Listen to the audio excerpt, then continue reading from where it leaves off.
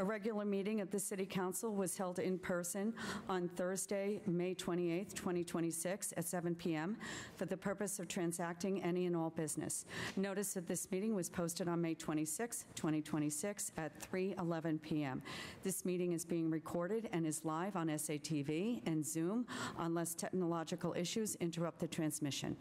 For those that might be having difficulties getting on Zoom for this meeting, updated Zoom information and link was posted this afternoon on the city calendar and on the Civic Plus public portal. Council is absent? None. Council President Merkel presiding. Councilor Davis moved to dispense with the reading of the record of the previous meeting. All those in favor? So voted. I now request that everyone who is able to please rise to recite the Pledge of Allegiance, led by Councilor Flynn. Pledge allegiance to the flag of the United States of America, to the republic for which it stands, one nation, under God, indivisible, with liberty and justice for all. The Salem City Council honors that this land is Namkeg, or fishing place, where generation of Namkeg people from the Pawtucket Band of the Massachusetts tribe lived and passed through for centuries. We acknowledge that this is unceded indigenous land and also acknowledge the Massachusetts tribe who continue to honor and hold this land into the present. Salem City Council is committed to having ongoing, meaningful dialogue with the indigenous peoples who have presence in Salem in order to dismantle the legacies of oppression and inequities that persist today. Public testimony. Public testimony not to exceed 15 minutes. Public testimony is not a public hearing or question and answer period. Sign-up must occur 30 minutes prior to the meeting. The president shall, depending on the number of speakers, set a time limit not to exceed 3 minutes, which each individual presenting testimony must divide. Tonight, we have 20 people signed up to speak, and each will receive 45 seconds to talk. And I would like to offer a reminder with the limited time that we welcome receiving public comment via email at any time, and you can email all us councilors using citycouncilors@salem.com, and councilor has one L. First, we have Robert Callahan. If you like, please state your name and address for the record, and please speak right into the microphone. Robert Callahan, 8 Stearns Place, Salem. I'm here as a representative of the Salem Retirement Board, of which I'm an elected representative. I'm also a retired police captain and an 18-year member of the Park and Rec Commission and the Community Preservation Committee. The reason I'm here is in support of raising the COLA base, which is the cost of living adjustment, from $15,000 to $20,000. Presently, our retirees get $37.50 per month. $37.50 per month for a cost of living adjustment. We voted unanimously in the retirement board to raise that to $50 per month. That's $50 per month. You all know the past year how bad it's been for all of us. But it's been particularly bad for our older retirees, people that put 30, 35 years working for the city, and they definitely deserve to receive this increase. Thank you, sir. You're welcome. Thank you. Next, we have Paul Finlan. And if you like, please state your name and address for the record. Thank you. And good evening, Madam President, members of the council. For the record, my name is Paul Findlin, and I'm the Executive Director of the Salem Contributory Retirement Board. And I'm here this evening in the capacity of representing the board and presenting their recent action regarding the adoption of a new funding schedule, which includes a proposed increase to the COLA base. As Executive Director, my role is to implement and communicate the policies established by the Retirement Board. And in this case, at its regular meeting held on May 20th, the board voted unanimously to adopt Funding Schedule 4 and increase the COLA base from $15,000 to $20,000. The decision before the council, I believe, is relatively straightforward, whether to maintain the current $15,000 COLA base, which is reflected in Funding Schedule 1, which I believe you received, or to approve the board's action to increase the COLA base to $20,000 as reflected in Funding Schedule 4. You're welcome. Thank you all. Take care. Appreciate it. Next, we have Cindy Johnson. She was in person or online. She's online. Cindy, please unmute yourself. You're free to talk. Okay, good evening. My name's Cindy Johnson of River Street, and I live in the Zone C neighborhood. I strongly oppose the proposal to extend Zone C resident parking permits to residents of Essex and North Streets. The proposal would worsen an already difficult parking situation for residents by adding potentially 11 or more additional vehicles. We already struggle to find parking in our area. I'm also concerned about the precedent it would set, considering the city recently approved nearby development projects with little or no on-site parking. It also creates a financial benefit for developers and property owners at the expense of existing residents. If a building can offer access to resident permit parking, that makes those units more marketable. More importantly, the city solicitors reportedly confirmed that this proposed method of granting permits is not what the ordinance section 75 allows. So I respectfully ask the council to reject this proposal. Thank you for your time. Thank you, Cindy. Next, we have Jeremy Mealy. And is he also online? Right. Jeremy, if you'd like to unmute. And if you'd like to state your name and address for the record. Hi, my name is Jeremy Mealy. I'm a resident of Flying Cloud Lane. I just wanted to call in to voice support for Councillor King's resolution urging the state to pass Medicare for all. As elected representatives for the people of Salem, I think it's important that you use your platform to make the state aware of our needs. And there are few needs more pressing than the need for universal health care. The current system leaves the un- and underinsured uncared for. It bankrupts families and it kills. People die, including Salem residents, because they cannot afford or get the health care they need. I would love to see the state take up a single payer system, and I urge you to encourage the legislature to adopt universal health care. Thank you for your time. Thank you, Jeremy. Next, we have Carol Carr.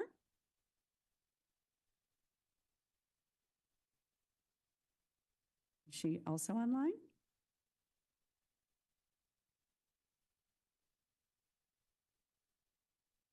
Carol, if you'd like to unmute. Yes, yes. Hi, can you hear me? Yes. Okay, my name is Carol Carr. I live at 7 River Street. I've been here since 1973. As a person who has no off-street parking and must park in Zone C in the Federal Street neighborhood, I strongly urge the council to reject the changes proposed for the parking permitting situation in the Federal Street area. The ordinance clearly states what is and what is not permitted. To debase that ordinance and start granting permits here and there will have an unintended consequences. If you make exceptions for one property, then someone else will request an exception for their property. There will be a domino effect and might just as well throw the ordinance out the window. You are setting a dangerous precedent. As I am sure you are aware, the design phase of Bridge Street, starting from Flint Street to the overpass is 75% complete. There are approximately 25 parking spaces on the northerly side of Bridge Street. All of those spaces are used regularly by residents, visitors, commuters, and for snow emergencies, and will be... Thank you. Thank you, Ms. Carr. Oh, God. Next, we have Heather Baldock. Is she online? Okay. Heather, if you'd like to unmute.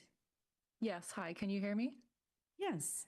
Okay, great. My name's Heather Baldock. I live in North Salem, and today I would like to speak on behalf of the Salem Skipper, which is going away in August, and this is really devastating news to us.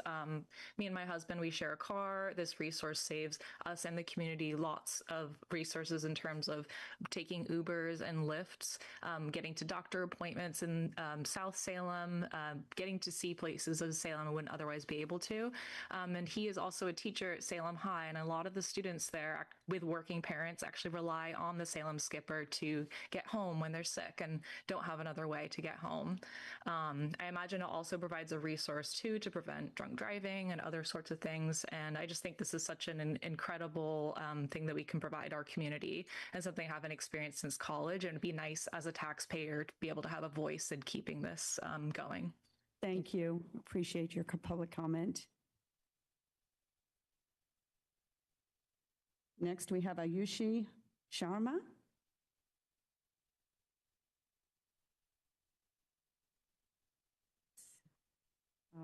In person or online? Yes, are you Ayushmi Sharma? No, okay. Okay, we will move on. Next, we have Layla Nelson. Is Layla online? No. Okay.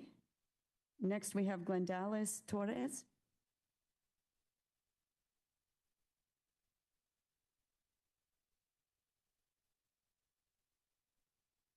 Okay. Next, we have Benjamin Headstrom.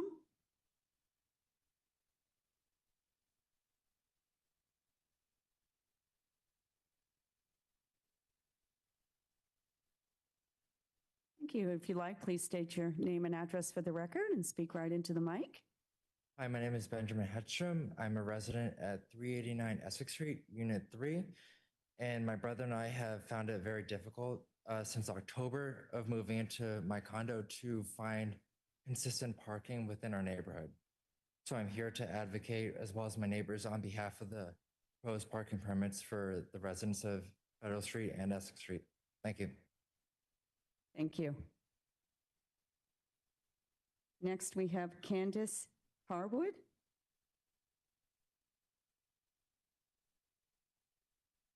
Are they online? No. Okay, next we have Lisa Griffin.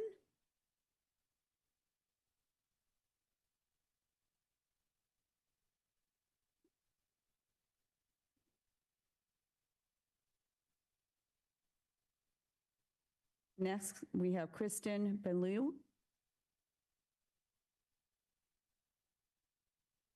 Thank you, and if you like, please state your name and address for the record. My name is Kristen Bello. I reside right on Norman Street. I'm here to ask the city to find a way to support the Skipper. It is a crucial service to elderly, to the high school students, to your working people.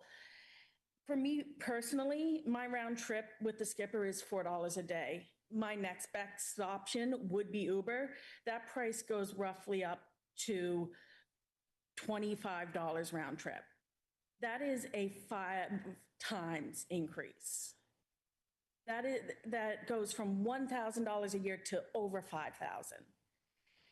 You know, the Skipper relieves traffic, it supports tourism, and especially at that time when we need to support traffic the most, it is a source that we need and we can't afford to lose. Thank you.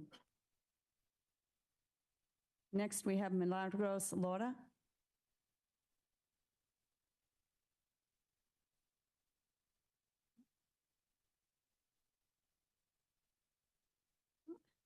Next, we have Rachel Spadafore. Please state your name and address if you like and speak into the mic. Hello, my name is Rachel Spadafore. I am used the Salem Skipper to get here tonight. Ward 6 resident, autistic and disabled with childhood illness. I've spent the majority of my life homebound and incapable of driving or walking for long distances. My mental health and physical health were in shambles. Enter the Salem Skipper, affordable, accessible, on-demand rideshare service could take me anywhere I needed in the city. For less than bus fare, I could be picked up near my home, dropped off to the pharmacy, the post office. I could do errands for myself again for the first time since high school. I learned that if my body gave out, I could still get home safely. no matter where I was in the city. Salem Skipper has allowed me to experience freedom and independence in a way I didn't think was possible. And I'm terrified to what I stand to lose as the service funding comes to an end. I do believe that Salem cares about the lives of its residents more than most, and I know I'm not the only person who's going to be affected so profoundly. I hope that you'll be able to find a way to fund this. Thank you. Thank you. Next, we have Samantha Cosentino. Hi, my name is Samantha. I'm also here on behalf of the Salem Skipper to share my personal experience, but I'm sure that echoes the experience of many people here and people who could not be here. I rely entirely on public transportation to get around, and it has made such a huge difference in my life. From being able to get to the doctor's office, to get to more remote parts, to be more involved in my community and attend events, also just grocery shopping. The bus is, I'm grateful for the bus, but it often drops you off really far away, requires multiple transfers, or, doesn't go to that area at all. For groceries, I'm able to buy in bulk instead of having to make multiple trips during the week because I can't carry all of the groceries from the bus stop to my house. It drops me off in a reasonable location. And also, I think it builds more community because the drivers get to know you and they actually care about you. So I feel like it brings us all together. So I implore you to find a way to keep it together in some capacity, even if it's not the same. I think it would benefit the community in many different ways. Thank you. Thank you. Next, we have Olga Demidova.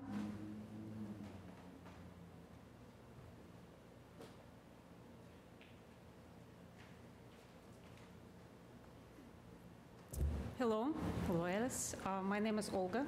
I live 389 Essex Street, apartment 2. The mic. Yes, drink more wine and support cheese shop. I'm here to support 3 things. I want to support Skipper. It's a must. And if it goes away, I'm going to hold all of you accountable. I'm here to support Medicaid for all. And third, I want to support initiative that will give residents of Essex Street that don't have rights to park anywhere else, to give a little bit opportunity to park on maybe Chestnut Street or maybe Flint Street. And I assure you, it's only for people who don't have driveways. We heard like domino effect, that's not gonna happen. People who have driveways, gonna be parking at driveways. 2 houses that don't have driveways on Essex Street, maybe sometimes when we have an emergency, we'll park on Flint Street or Chestnut Street or any other street. We just want, I guess, afforded opportunity for us to be able to do so. Thank you. Because for now, we don't have it. Thank you. Next, we have Angela Williams.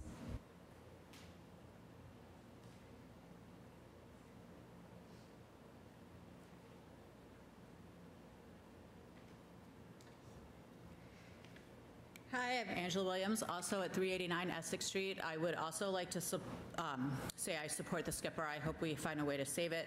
And also selfishly here for parking for my portion of Essex Street. So I would like to preface this with saying I understand the intricacies of certain statutes, and yes, our portion of the block is not currently eligible for permanent parking because our portion of our block is not resident only because we have both a church and a public library on our portion of a block. Monroe Street, the side street for the public library, is resident only.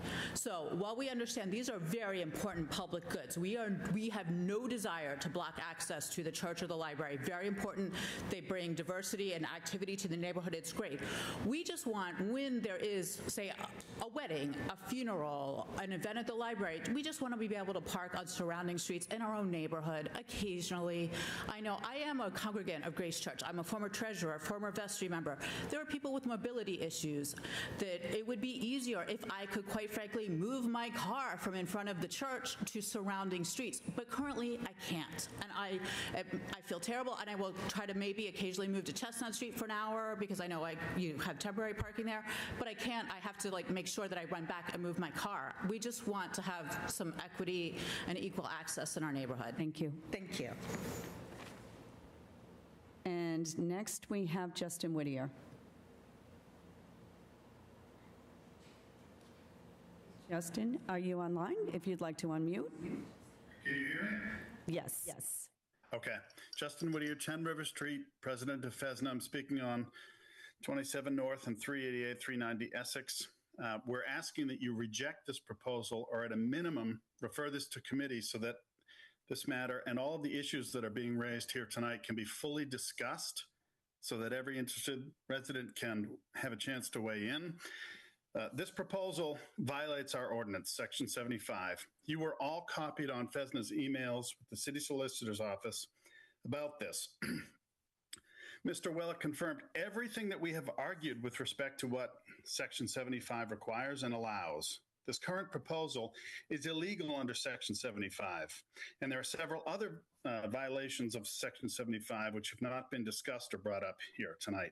So you should be seeking an opinion from the City Solicitor's Office at a minimum for clarity on this.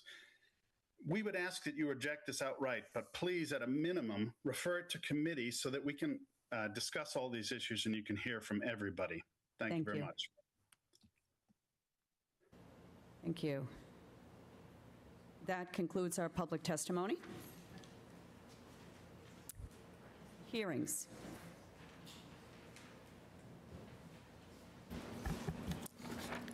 We have an order from National Grid to install conduits on Lafayette Street at College Drive for service at 352 Lafayette Street. Is there anyone here appearing in favor? Please state your name and address for the record.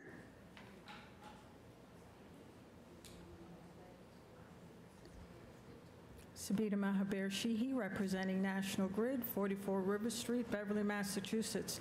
This is to provide service for the EV chargers going in at Salem State.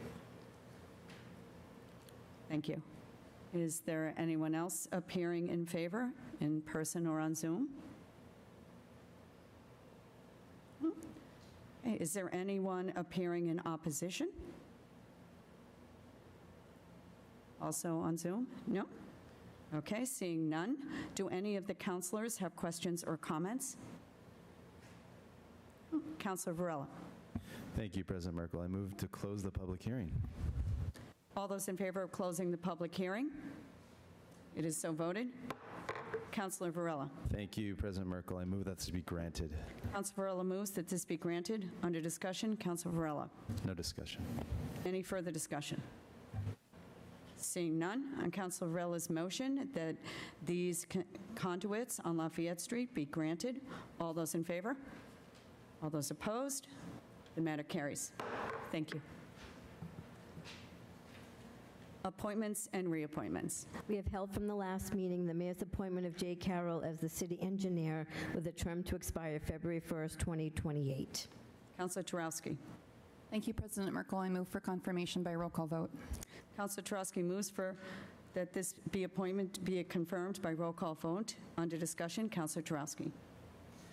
Thank you, President Merkel. Just wanted to say that I've already had the pleasure of working with Mr. Carroll. He's been very responsive and helpful with the projects that I've asked for help with. He is a licensed professional engineer in the Commonwealth with more than 20 years of private and public sector experience in municipal transportation infrastructure, utility coordination, roadway engineering, site development, stormwater management, and public construction administration. And we are lucky to have him return to municipal service. Thank you. Any further discussion?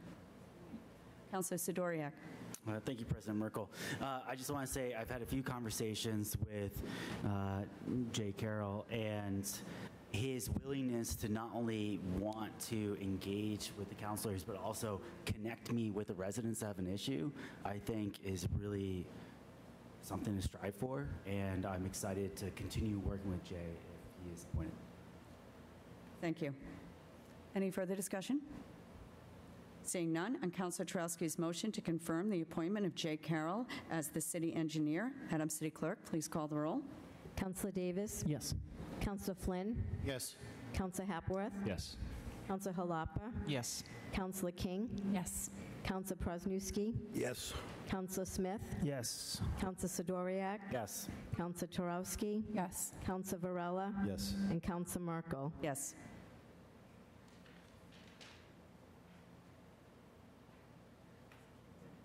We have 11 members voting. We have 11 in the affirmative, none in the negative. The matter carries. Councilor Turowski. Thank you, President Merkel. I move for suspension of the rules. Councilor Turowski moves the suspension of the rules. Seeing no objection, would Mr. Carroll like to come to the podium to speak?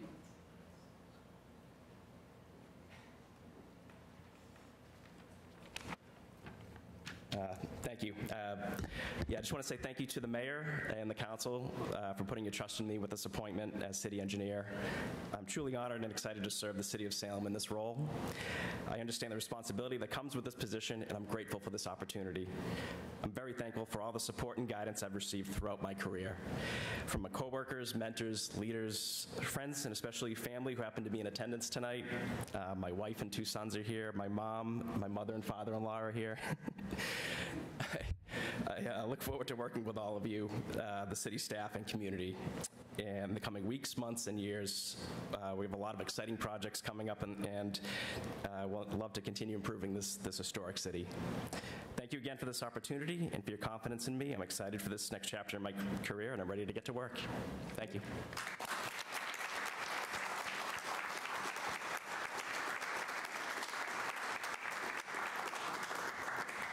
Thank you.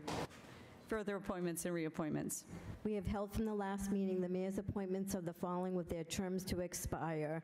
Kate Jordan, Affordable Housing Trust Fund Board, October 25th, 2027. Keith Betancourt, Beautification Committee, January 25th, 2028. And Jesse Loudon, Food Policy Council, September 23rd, 2027. Councilor Turowski.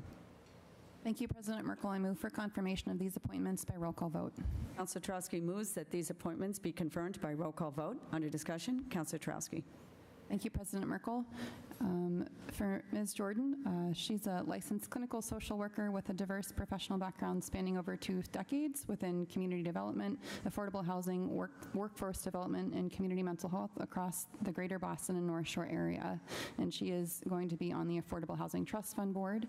For Mr. Betancourt, he has over 15 years of experience in accounting and finance. He's currently working as a senior analyst, and throughout his career, he's demonstrated strong analytical, organizational, and collaborative skills through roles involving financial reporting, auditing, revenue analysis, and process improvement. He was also the previous interim treasurer for Salem Arts Association. He is going to be appointed to the Beautification Committee in Zero Waste Salem. And for Mr. Loudon, he has over a decade of experience in the hospitality industry.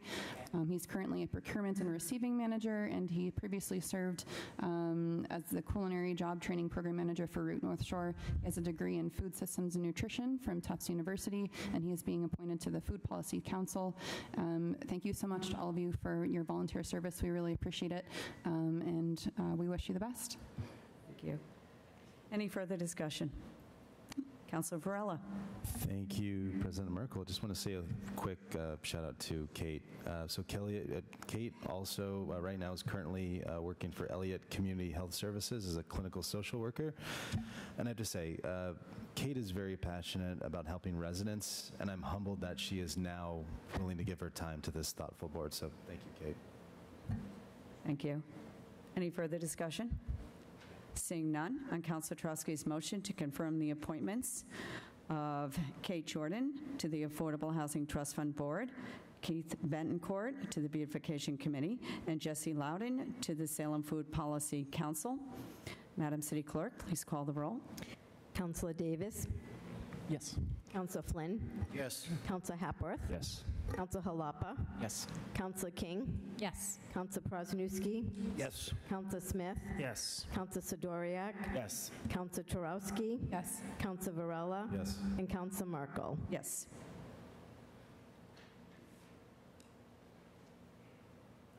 We have 11 members voting. We have 11 in the affirmative, none in the negative. The matter carries. Councilor Turowski. Thank you, President Merkel. I move for suspension of the rules. Councilor Turowski moves for suspension of the rules to allow our new appointees to speak. Seeing no objection, would Kate Jordan like to come up and say a few words?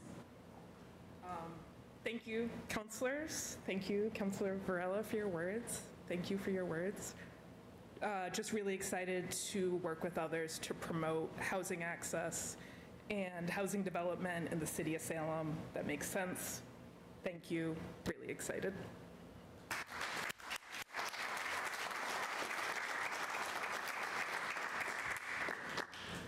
Would Keith Bentoncourt like to come up and say a few words?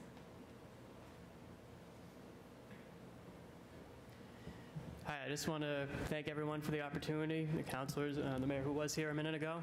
I want to thank my wife for coming and supporting me, and I'm really enthusiastic, look forward to meet everybody and get some work done, keeping the city looking great.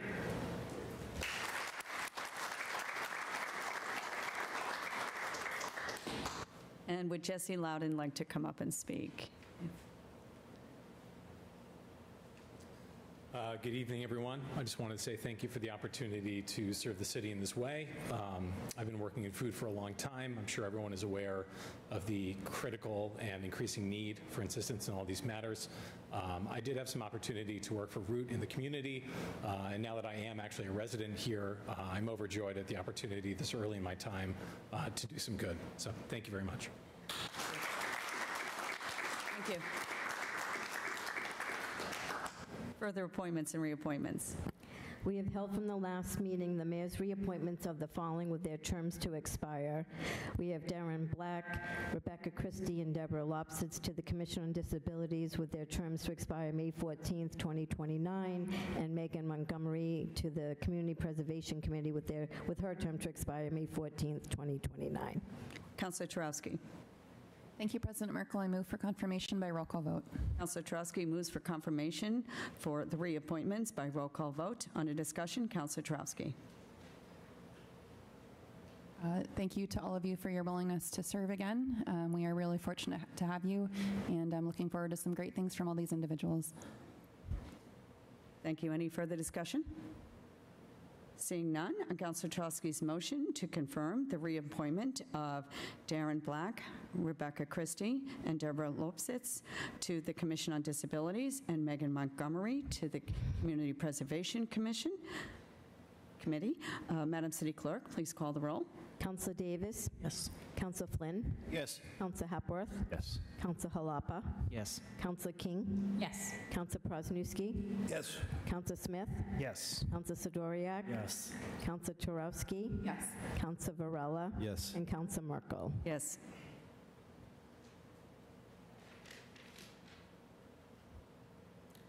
We have 11 members voting. We have 11 in the affirmative, none in the negative. The matter carries. Further appointments and reappointments. We have the mayor's appointment of Victor Hernandez to the Beautification Committee with a term to expire May 28th, 2029. Councilor Halapa. Thank you, President Merkel. I move this be held under the rules. Councilor Halapa moves this be held under the rules. All those in favor? All those opposed? Matter carries. Further appointments and reappointments. We have the mayor's appointment of Victor Hernandez to Zero Waste Salem, and this is for informational purposes only. Councilor Halapa. Thank you, President Merkel. I move this be received and filed. Councilor Halapa moves that this be received and filed. All those in favor? All those opposed? The matter carries. Communications from the mayor. We have an order that the sum of $124,943.40 is hereby appropriated from the following account, Transportation Enhancement Fund, and transferred to the FTA Salem Skipper Expansion account listed below to cover costs associated with the Salem Skipper service. Councilor Davis. Thank you, President Merkel. I move for suspension of the rules. Councilor Davis moves for the suspension of the rules. Seeing no objection, Councilor Davis. Thank you, President Merkel. I move for adoption. Councilor Davis moves for adoption. Under discussion, Councilor Davis. Thank you. So this is pretty straightforward. These funds will help continue the service through the end of August. In terms of the larger discussion, after that it's pretty up in the air, which is, as we heard from residents, really devastating.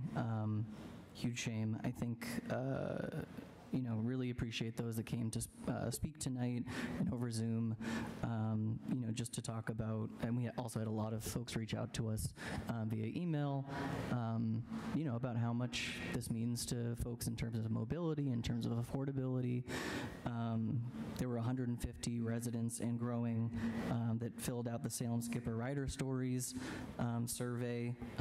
Really encourage folks to continue to fill that out, reach out to our state delegation. I know the mayor and the finance team here have been working really diligently to get creative and find other kind of funding sources. So we'll see what happens, but I'm really hoping that, it's a commitment for us to, if this does go away, which again will be a huge shame and really devastating for a lot of folks, that, we come back at some point with another program that has more stable funding, or something, that's something similar to the Salem Skipper, or something similar to maybe a trolley that I know was talked about when the Salem Skipper first came online, because there's a really clear desire and need in our community for something like that. Thank you. Thank you. Any further discussion? Councilor Jalapa.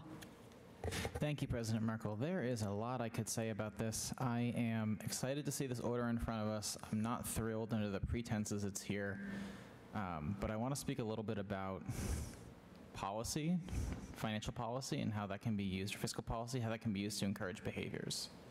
We heard from a number of residents tonight and via email, as well as this the forum poll that's being collected, that people need access to public transit.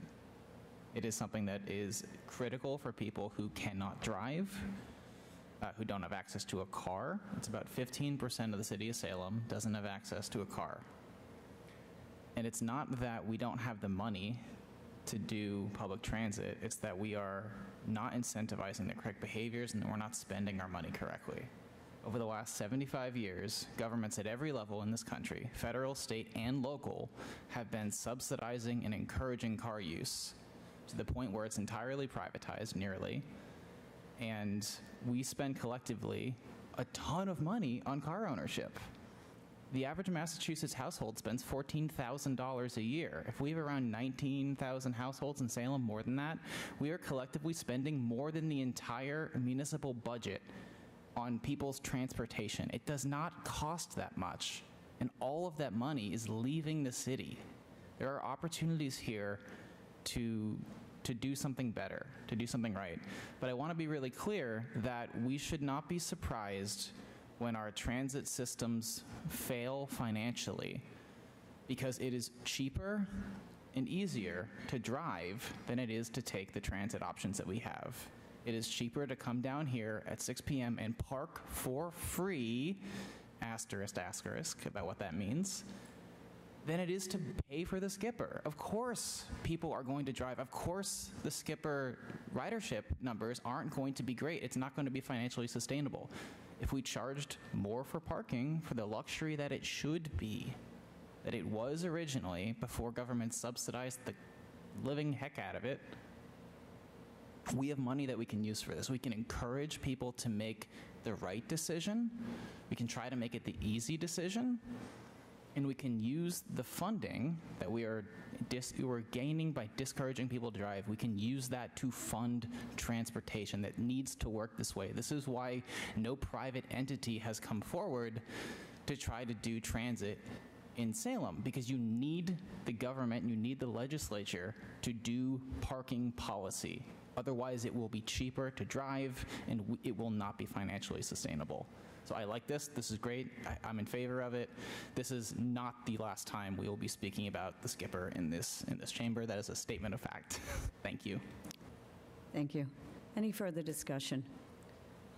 Councilor Turoski. Thank you, President Merkel. This is a deeply, deeply important need for our community, especially a lot of my neighbors in the Point who don't have cars. I don't have a car either. So this transportation equity is a really critical need that the Skipper was bridging.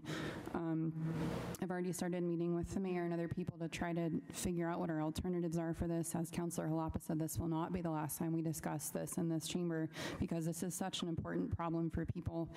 As Ms. Bellows commented during the public comment period, I think the fivefold price difference between private rideshare drivers and the Skipper demonstrates that this is a really valuable, really necessary service for our community. It also shows us how much money we rely on to subsidize the Skipper. And we used to get that money from cannabis dispensaries, but the state told us we can't do that anymore. So we're trying to bridge that gap. Unfortunately, when you lose, I think it's $3 million in funding, you can't just pull that from anywhere. So it's going to take some time to find that.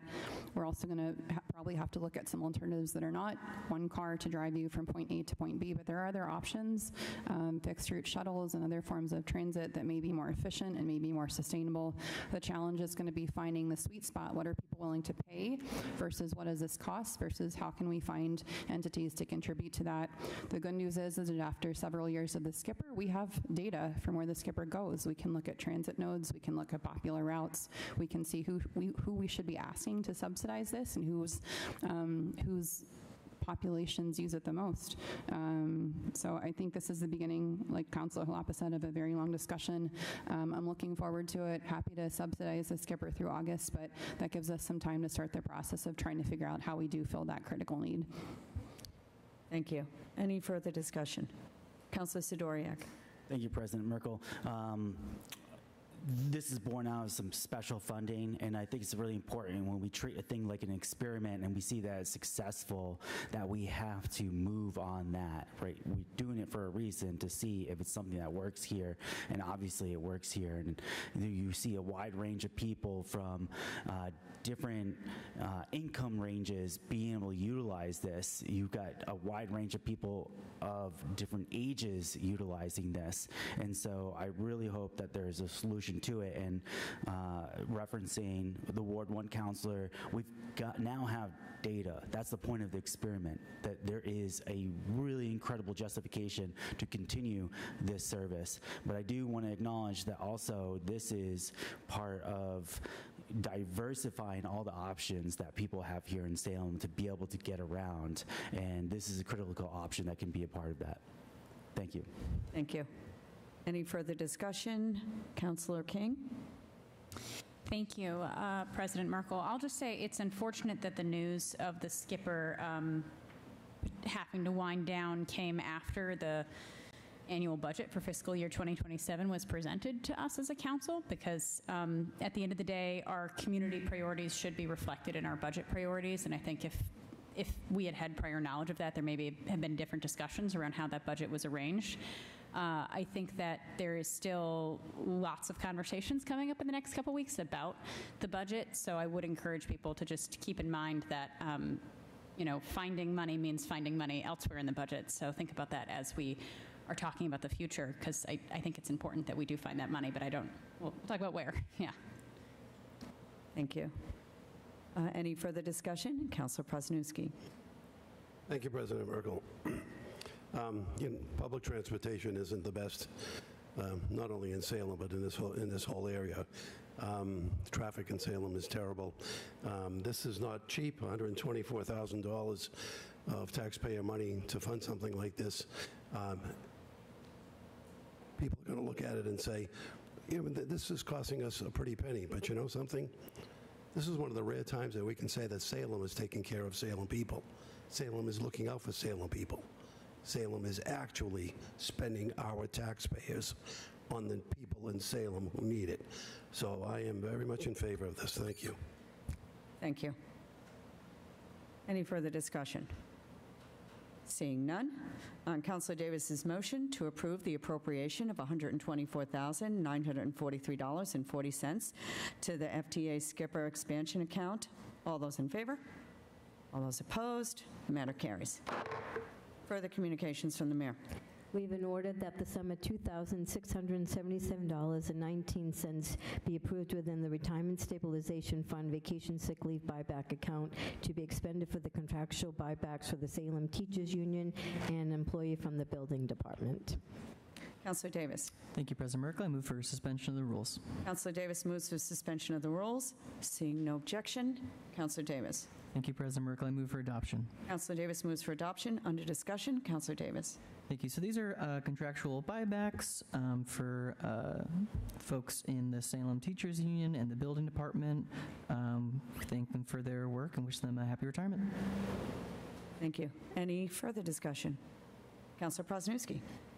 Just quickly, thank you, Council President Merkel. I'd just like to give a shout out to Dan Stanwood, who I think a lot of people in this chamber know is a very colorful person who worked for the city for many, many years. Most people know him as Red, and he spent a lot of time in various departments helping out a lot of people. And the one thing he always did was he did look out for everybody and tried to help everybody in every which way. So, Dan, have a healthy, long, and happy retirement. Thank you for your service. Thank you. Any further discussion? Seeing none, on Councilor Davis's motion to approve the retirement vacation sick leave buybacks, all those in favor? All those opposed? The matter carries. Further communications from the mayor. We have an order to accept the donation of a cast bronze sculpture valued at $6,400 and entitled The Wisteria Shadows Boot, created and donated by the artist Sarah Madeline T. Gorin. Councilor Davis. Thank you, President Merkel. I move for adoption. Councilor Davis moves for adoption. Under discussion, Councilor Davis. Thank you. So this work of art has been generously gifted to the City of Salem for display on Artists Row. It's already there. You can go see it. To commemorate the city's public artists in residence pair program and its contributions to the Artists Row program and surrounding community.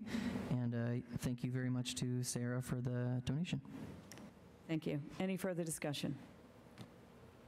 Seeing none, on Councilor Davis's motion to accept the donation of a cast bronze sculpture valued at $6,400 and entitled Wisteria Shadows Boot, created and donated by artist Sarah Madeline Guerin. All those in favor? All those opposed? The matter carries. Further communications from the mayor. We have an order that the city establish a school and municipal building stabilization fund pursuant to MGL Chapter 40, Section 50B. Councilor Varela. Thank you, President Merkel. I move for adoption by roll call vote. Councilor Varela moves for adoption by roll call vote. Under discussion, Councilor Varela. Thank you. I will be brief. So, as we all know, we voted on a new high school, and we need a mechanism to start putting funds in to appropriately spend them through Chapter 45B. So I'm in favor of this.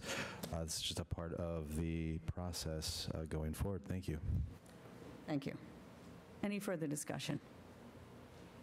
Seeing none, on Councilor Varela's motion for adoption by roll call vote that the city establish a school and municipal building stabilization fund. Madam City Clerk, please call the roll. Councilor Davis? Yes. Councilor Flynn? Yes. Councilor Hapworth? Yes. Councilor Halapa? Yes. Councilor King? Yes. Councilor Prasnewski? Yes. Councilor Smith?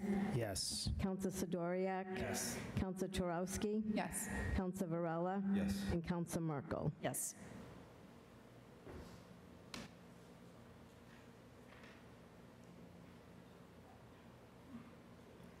Thank you. We have 11 members voting. We have 11 in the affirmative, none in the negative. The matter carries. Further communications from the mayor.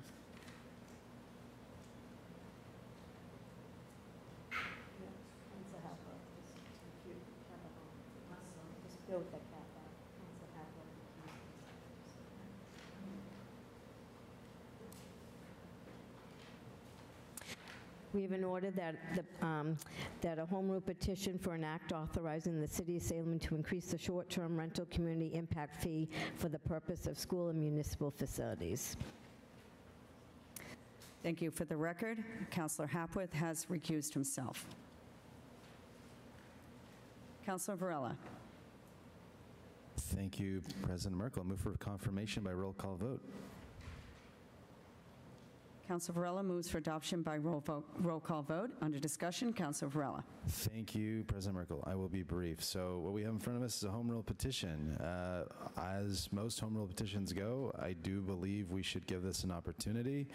When it comes back to us, if it comes back to us, we'll have the opportunity to actually talk about this and guide it how we want to. So I'm full support of this. We need every opportunity we can to get, especially when it comes to being creative with funds here. So I'm in favor of this and move for adoption by roll call vote.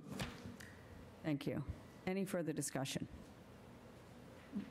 Seeing none, and Councilor Varela's motion for adoption that a petition to the General Court authorizing an increase to short-term rental community impact fees. Madam City Clerk, please call the roll.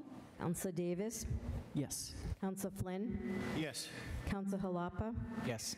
Counselor King? Yes. Counselor Prosnewski? Yes. Counselor Smith? Yes. Counselor Sidoriak? Yes. Counselor Turowski? Yes. Counselor Varela? Yes. And Counselor Merkel. Yes.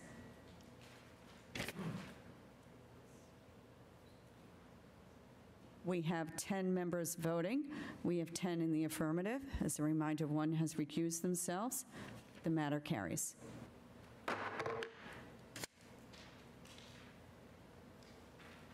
Further communications from the mayor. We have an order for a home rule petition for an act authorizing an increase in the limit of local excise tax that the city of Salem may impose for the purpose of funding school and municipal buildings, facilities. Councilor Varela.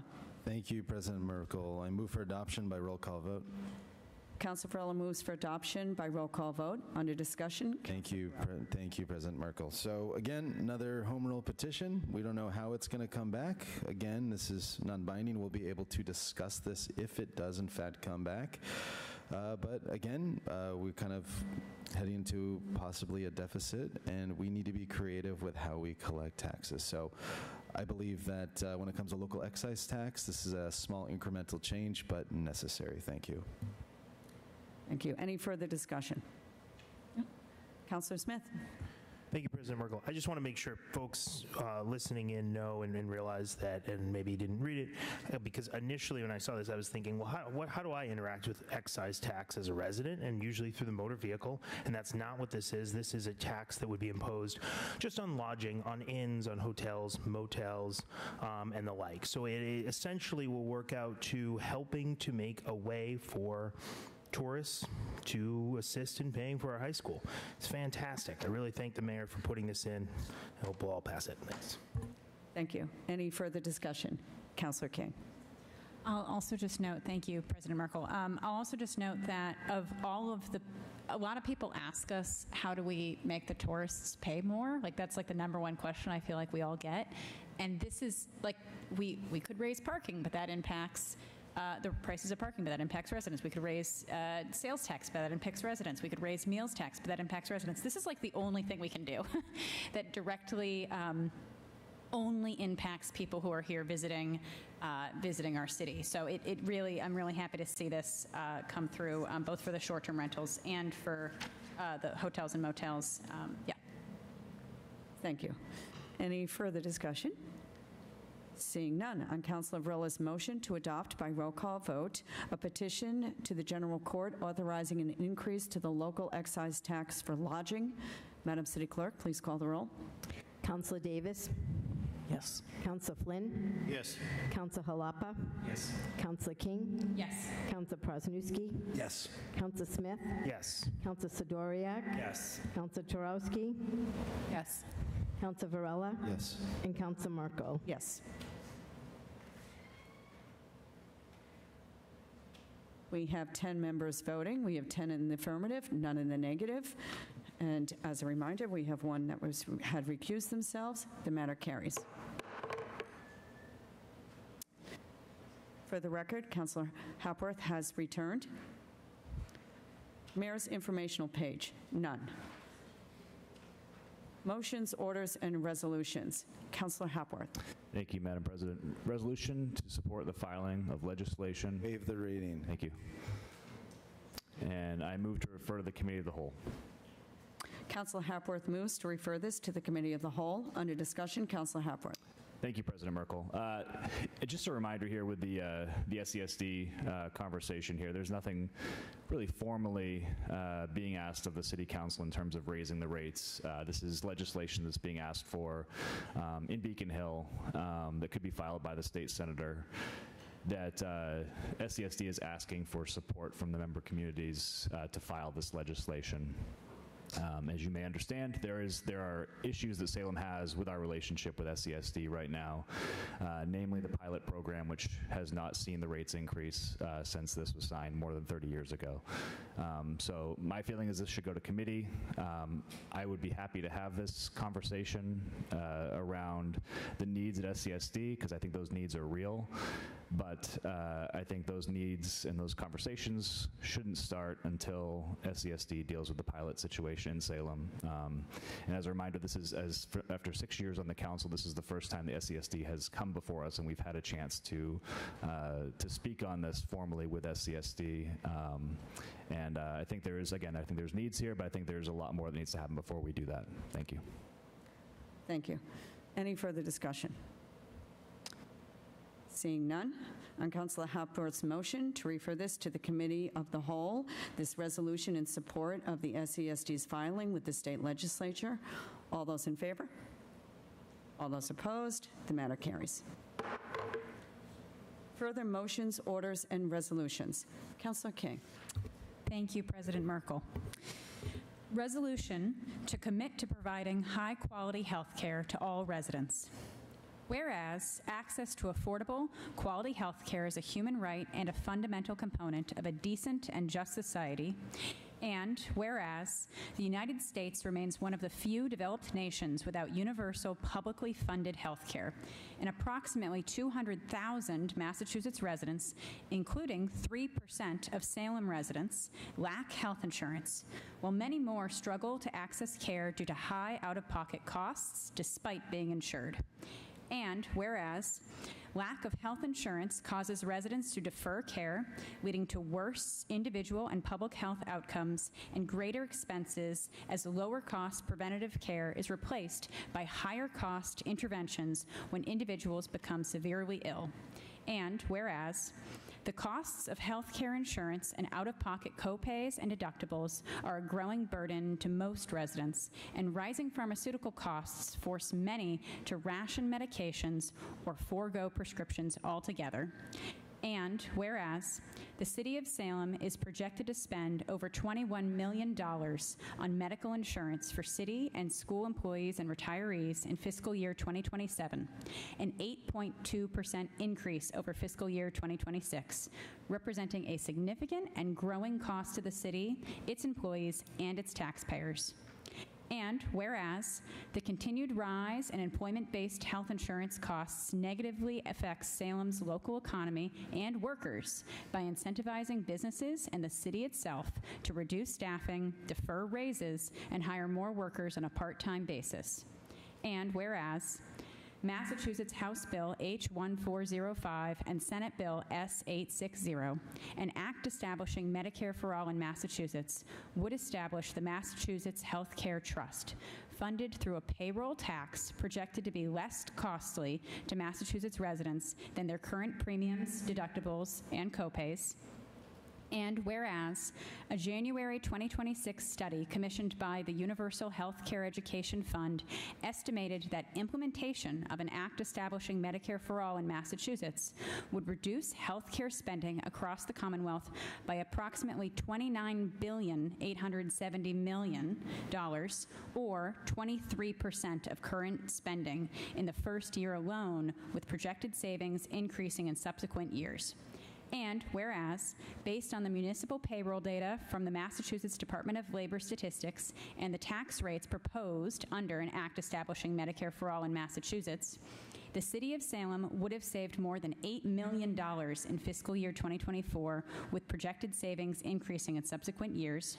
And whereas the legislation would cover all necessary preventative, medical, dental, vision, hearing, mental health, and long-term care, enable people to see their current or any in-state provider, provide for out-of-state emergency care, and ensure health decisions are made between patients and their healthcare providers, not insurance adjusters. And whereas a single-payer system would reduce insurance-related administrative burdens on healthcare providers and institutions and serve as a strong incentive for primary care physicians and other providers to choose Massachusetts. And whereas Massachusetts has long been a leader in expanding access to quality health care for its residents, and passage of this legislation would build upon that legacy. Now, therefore, be it resolved that the City Council of Salem is in strong support of H1405/S860, an act establishing Medicare for All in Massachusetts as a means of ensuring that every resident of Salem and the Commonwealth has access to the high-quality health care they deserve. Be it further resolved that the Salem City Council urges the Massachusetts legislature to advance and pass an act establishing Medicare for all in Massachusetts without delay. Be it further resolved that the clerk of the City Council send this resolution to Governor Maura Healey, Lieutenant Governor Kim Driscoll, Senate President Karen Spilka, House Speaker Ronald Mariano, Senator Joan Lovely, and Representative Manny Cruz. I motion for adoption by roll call vote. Councilor King moves for adoption by roll call vote. Under discussion, Councilor King. Thank you, President Merkel. I think the resolution includes like most of the gooey details of why this is so important. I want to just highlight a couple things. So I mentioned the savings for fiscal year 2024 would have been $8 million. I did the math for fiscal year 2026, so our current fiscal year. The savings actually in this fiscal year would be $11.3 million. So it has like drastically gone up in just a couple years, which really speaks to how expensive healthcare has gotten just in the last few years. And that trend is expected to continue. So this is something that really truly would be savings for the city of Salem and for the people of Salem and the taxpayers if we were to pass it, in addition to providing health care for everyone, including that 3% of Salem residents that are uninsured today. I also want to note that the name of the bill, Medicare for All, is almost a little deceiving because what would actually be provided if this was passed is actually better than Medicare. It includes more benefits than Medicare. Original Medicare does not include dental, hearing, vision, mental health care, long-term care. It doesn't include that. So this actually would be higher quality health care than our Medicare beneficiaries are getting as a baseline today. And I will just add one final thing in terms of the public health outcomes. The point about the fact that this would allow people to prioritize preventative care is so, so important. In the city of Salem, at Salem Hospital, wait times for the emergency room are upwards of 12 hours today. And that is because so many people are forced to go to the hospital only when an emergency is happening because they do not have the proper health insurance to get preventative care and prevent those emergencies. So that is not only a cost burden for us, but it's also a burden to those individuals that are facing life-threatening consequences instead of being able to access affordable preventative health care. So thank you. Yeah. Thank you. Any further discussion? I'm not sure. Councilor Davis, I think I saw you first. Thank you, President Merkel. I'm really grateful for this being in front of us, and we'll happily support it. I just wanted to highlight a couple things that I thought were really critical. 200,000 Massachusetts residents not having health care, obviously a really unacceptable number, but I like that included in this, despite, we're talking also about people that are underinsured, right? So people that technically, quote unquote, have insurance, but because of co-pays, premiums, deductibles, out-of-pocket expenses, are delaying or foregoing care, right? And to the point of the emergency rooms that Councilor King mentioned, that is the most expensive way to take care of someone, right? So not just from a altruistic standpoint, but also from a fiscally conservative standpoint, this is just common sense, right? To that point, the amount that city spends on insurance, right? The most expensive thing in our budget is people. That is skyrocketing year over year because of health insurance continuing to go up, right? So we're talking about saving Salem residents, Salem taxpayers money. Small businesses is something that's often not kind of talked about in this conversation. Businesses and small businesses, right? The fact that they need to take on this cost is a huge financial challenge on top of everything else that just doesn't exist in kind of developed societies, right? It's because of the failure of state and federal leadership that this would be on a small business to try to insure someone. Just kind of a wild system. And I also just wanted to shout out Representative Manny Cruz, who has been a really amazing advocate on this issue, bringing attention to it, having meetings about it, getting his colleagues on board. Both him and Senator Joan Lovely are co-sponsors of the bill, so much appreciation there. Thank you. Thank you. I think next I saw Councilor Turowski. Thank you, President Merkel. I will be supporting this resolution. I had the privilege to attend the Mass Municipal Association conference this year, where we learned that the only reason that we were able to keep our city insurance to a very reasonable 8% increase is because we limited access to GLP drugs. And that shows us that these costs continue to escalate. And the only reason we can maintain what's still a pretty high increase this year is because we are already cutting our levels of care. This is not a situation that's going to get better with time. These costs are going to continue to increase year over year. Every year is probably the best it's going to be forever and ever. So the sooner we can get ahead of this and distribute these costs over a wider pool and reduce the individual expenses, the better off our city expenses and our personal expenses will be too. This removes people's reliance on their employers to provide health insurance. It provides job freedom. And this is something, these issues and the cost of healthcare keeps rising, both in human and in veterinary medicine. I can say that as a practicing vet. It is so much cheaper to prevent illness than it is to intervene to fix it. This resolution is fiscally sound, and it's just morally the right thing to do, and I will be enthusiastically supporting of it. And thank you to Councillor King for putting this forward. Thank you. Any further comments? And we have Councillor Jalapa. Thank you, President Merkel. I'm very excited about this resolution, very excited about the legislation, hopefully, potentially. So much so that I wish this is something we could do in Salem, but you can't because you really need a certain critical mass, a certain scale to be able to do this. This is something that states and federal governments can do, and I'm not holding my breath that the federal government is going to do this anytime soon. So that really leaves the only option for Salem residents to be the Commonwealth of Massachusetts to do this. The last thing that I will say is I hope most folks know that access to gender-affirming care is a constitutional right in the Commonwealth of Massachusetts, but they cannot force an out-of-state insurance agency to do anything. So if you live in the Commonwealth and you work for a company that is incorporated in a different state, and you have a constitutional right to care, they can deny you, and there is nothing you can do about that. This would prevent that loophole, and it has my full support. Thank you. Thank you. Councillor Sidoriak. Thank you, President Merkel. I'm full support of this resolution and the spirit of it. I do think that we need to acknowledge the counter arguments to it. There is a reason why no other state has been able to accomplish this, whether it's political will or, as you could see in Vermont, literally is not fiscally able to be done. And so I think we need to acknowledge in these resolutions counter arguments, and then within ourselves and those who are listening to try to encourage our state leadership to make sure we land this, because this is an incredibly difficult thing to do. The benefits are there, but there is no economic impact assessment of seeing actually how expensive this will be. We can see what maybe could be saved, but we're totally changing the dynamic of our insurance in this state. We are creating a tax base that doesn't exist right now. We have to ensure that it gets right, because there's only so much political capital. If we don't get it right, we're probably not going to be able to do it again. You're not going to see Vermont do it again.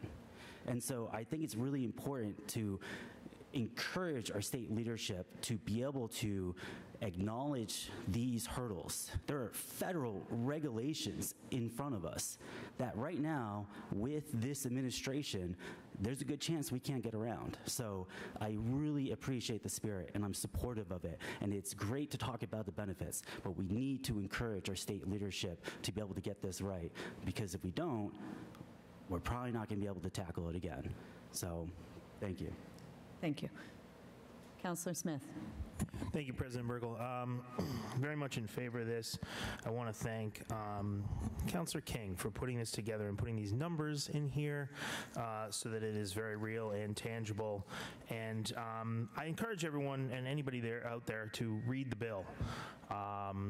It is really well crafted, thought out, establishing a trust fund, establishing an employer payroll tax, looking at the numbers coming in, what goes out, and cutting out a lot of the glut in the system that is in the healthcare industry and has gotten worse and worse over the years. My mom, when she went back to work after having me when I was about my son's age now, worked at the Attorney General's office, Scott Harshbarger's office at the time. And they were talking about Medicare for all. They were talking about putting this stuff through, and that was in the early 90s, late 80s. And it's been a long time coming, but it feels like there is some momentum here. And as more cities and towns sign on to this and show people what their savings can be in the municipalities, show people what the personal savings can be, and what employers can realistically save. Employers should be able to pay people more with those savings or hire more people. People should be able to leave their jobs and not worry about their health care. People should also be able to go to a doctor and not worry about how they're going to pay for that. This is not a silver bullet. It's not a magic pill that's going to change everything, but it is a start, it's a framework, and it's a really, really well-written bill, and I would say that it's almost as well-written as this resolution we have in front of us, and so I encourage everyone to support this. Thank you. Any further discussion? Councillor King. Thank you, and thank you everyone for your support. In terms of concerns around implementation, I will echo the thoughts of the Ward 2 councillor in terms of how this bill is set up. It's set up in a way that I think really puts people who understand this industry in charge of how it gets rolled out, which is important to the Ward 3 councillor's point. I will also point out that Massachusetts was the first when Republican Governor Mitt Romney implemented Romney Care, and that obviously ended up being successful enough that we implemented the ACA, the Affordable Care Act, sometimes called Obamacare later on. These things always have growing pains when they roll out, but that does not mean that there is not a model of success elsewhere out there. The resolution started with the language that we are one of the only developed nations that does not have a universal single-payer healthcare system. So there's definitely ways to do it, and I'm excited to hopefully see Massachusetts be the first state to give it a try. Any further discussion? Seeing none, on Councillor King's motion to adopt by roll call vote this resolution of commitment to providing quality health care to all residents. Madam City Clerk, please call the roll. Councillor Davis? Yes. Councillor Flynn? Yes. Councillor Hapworth? Yes. Councillor Halapa? Yes. Councillor King? Yes. Councillor Prosnewski? Yes. Councillor Smith? Yes. Councillor Sidoriak? Yes. Councillor Turowski? Yes. Councillor Varela? Yes. And Councillor Merkel. Yes.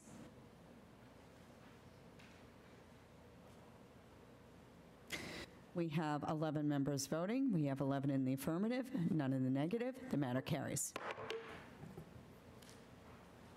Further motions, orders, and resolutions. Councillor Smith. Thank you, President Merkel. Order that the Committee on Ordinances, Licenses, and Legal Affairs meet to discuss an ordinance relative to the use of project labor agreements on large public construction projects. Motion. I move that this, move to amend to add co-posted with the Committee of the Whole.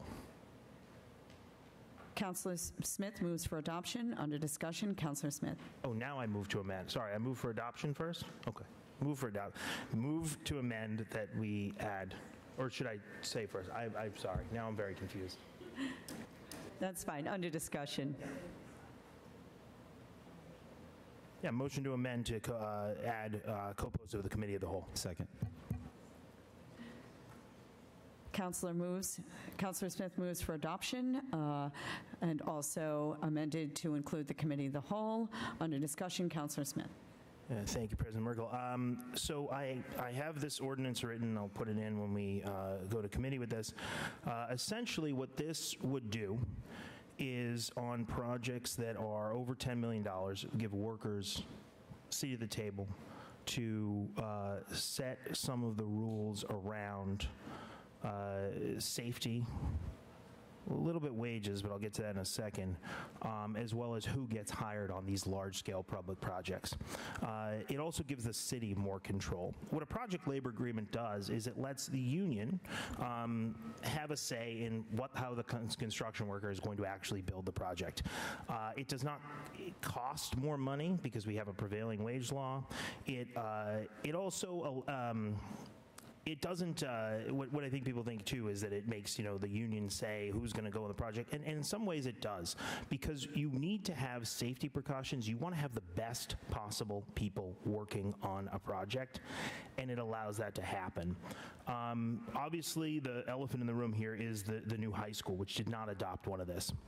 And that had a school building committee that made that decision. Got a lot of flack from the community, from unions, from other folks.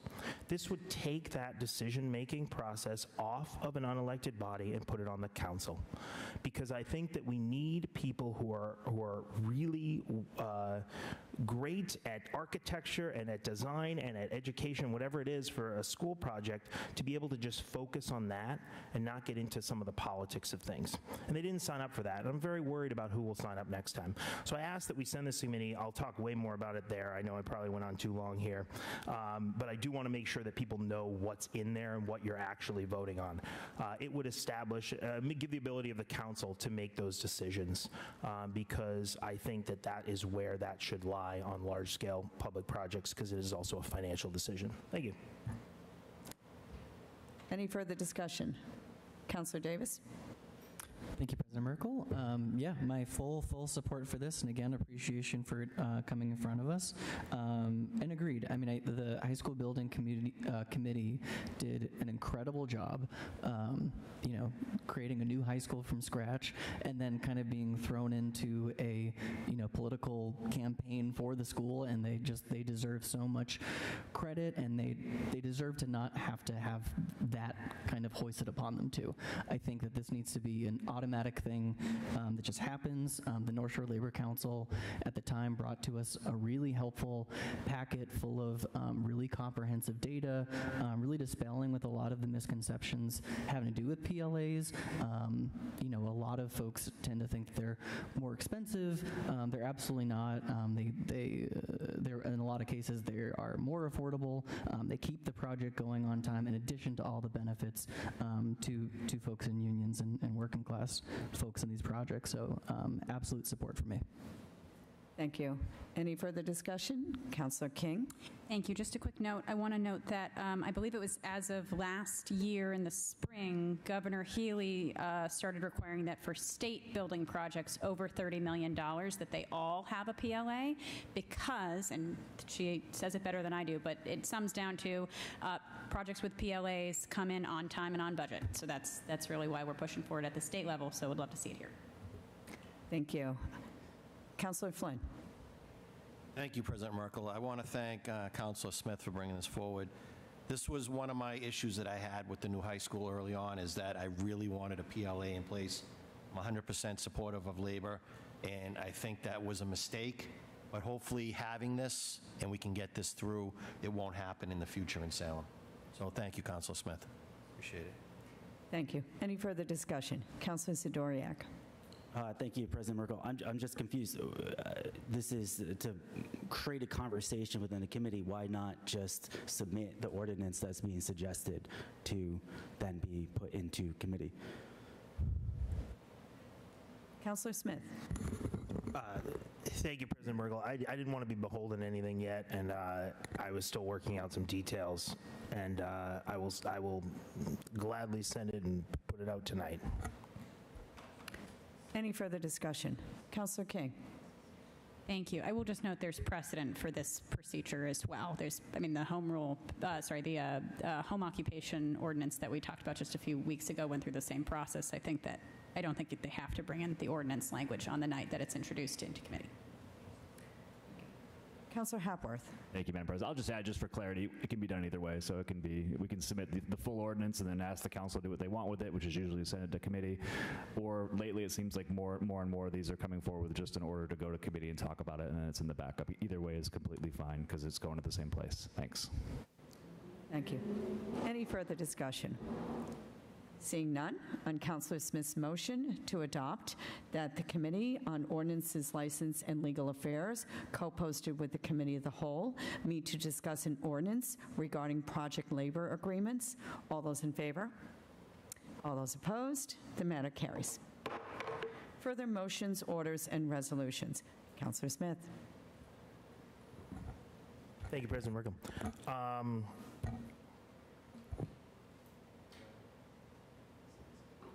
City of Salem, year 2026, ordinance relative to traffic, Chapter 42, Section 75, parking prohibitions, tow zone resident permit.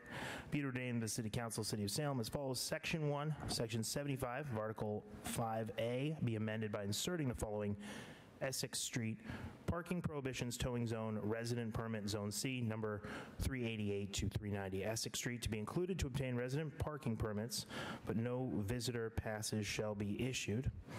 Essex Street, parking prohibitions, towing zone, resident permit, Zone D, numbers 365, 373, 377, 387, and 389 Essex Street, to be included to obtain resident parking permits, but no visitor passes shall be issued. Section 2, this ordinance shall take effect as provided by City Charter. I move for adoption for first passage. Councilor Smith moves for adoption for first passage. Under discussion, Councilor Smith. Thank you, President Merkel. Sorry, my paper is like all cut up on that page. Don't know what happened there. So this would be adding in two sections of Essex Street, as you heard from folks earlier, that currently are situated on this block of stretch of street that is the library, the Grace Church. They can park there, and it sounds like they do actually park there, where it's free and open parking as it should be for the library. What this would do is it would allow them to park in, well, let's take let's take the second one first. Zone D, which is going by Chestnut Street. It goes back towards Warren Street and back down towards the Gesna neighborhood. It would allow them to park in there. For the folks at 388 and 390 Essex Street, it would allow them to park in Zone C, which is Essex Street, Federal Street, the other ones in between. It would also mean that they're no longer parking in front of the library. It creates more parking spaces in front of the library for people who are just coming to read books and don't live there. Having residents be able to enter the resident parking program is really why it was created. You heard from a lot of folks tonight, and on both sides of this issue, and I'm going to go on far longer than I ever want to. But I think it's important to address a lot of the issues that have been brought up. The first thing to address here is whether or not we can do this. The way that the ordinance works for traffic and parking is it allows for zones, right? The large zones that are drawn around certain areas, and then it allows streets listed below. What you have in front of you, councilors, this paper that I put out for you, is an example of some of these streets listed below. I'm picking on Zone A and Ward 1 here, but it's because it's important to note how this is worded. We have been able to in the past issue parking permits for places and not include visitor parking. You see that with that first Hawthorne Boulevard piece there. Because it's been done in the past, I would say that the past is precedent. That has been put into the ordinances, and that is how that's going. That's how we operate here on the council. If there's an issue with that, we should go back and look at it and open up the ordinance codes if we really need to and change it, but I don't think there's any reason to do that. The other one that you'll see at the bottom there, Zone A, number 24, Hawthorne Boulevard, shows that we are able to not add full streets to the ordinance, but to simply add by number or by address, something that will come up later, I believe. In the ordinance, If you read through it, you'll see that there is a section that mentions how the Traffic and Parking Department can add up to no more than 2 visitor parking permits. That means that we can limit the amount of visitor parking permits that we give out, and that is what we're doing here. So that is not outside of the ordinance code. And I'm responding to some of maybe the complaints that have been out there, some of the questioning of this that have been out there. And again, I apologize that we're going on so long with this. I've been working on this for 5 months. It's been weighed in by the legal team, Transportation Commission, Traffic and Parking Department, Police Department. There hasn't been a problem with it. These are folks who live in this neighborhood and are trying to park in this neighborhood. And yet, for whatever reason, it's become a huge ordeal to move this through. I'm hopeful that they will at least have some relief tonight for first passage, and then have to wait another 2 weeks when we bring it up officially, and then they can get their parking permits. I want to make sure they know that. I also appreciate that they've been waiting here patiently the entire night and through me talking now. The last thing that I want to say on this is I would like to make a motion to amend to remove numbers 365, 373, 377, and 387 from that portion of the ordinance, and just keep 389 in the second set. I'll make that motion first, and then I can maybe discuss it. Motion to amend the ordinance read to strike 365, 373, 377, and 387. Second. Okay. On Councilor Smith's motion to amend this order, being the elimination under Essex Street, parking prohibitions tow zone, Zone D, to remove number 365, 373, 377, and 387, seconded by Councilor King. All those in favor? Discussion. Oh, sorry, under discussion. I can explain. Apologize. These are all... Councilor Smith. Thank you, President Merkel. These are all buildings. These folks did not reach out. They did not ask to enter the parking system. They are. They have driveways. They're probably all set. They are also part of these, in Chapter 75A, the October parking. So I don't want to muddy the waters for them, because that stretch does become October parking. So I want them to be able to obtain those passes for free without having somebody say, oh, well, now you have to pay $10, but you get it for the whole year. I just don't think that that's necessary. And again, they did not approach me with this need or desire to park on the street. Thank you. Any further discussion? Councilor Sidoriak. Thank you, President Merkel. If they didn't approach you, how did you identify these locations as something to address? And then I see in the background material there is support for it. I'm actually curious to know your conversations with David Kucharski. I don't see any sort of words from him. And I only ask that because this is something I'm also working through. And the conversations I've had with them is discussing this more as an ecosystem.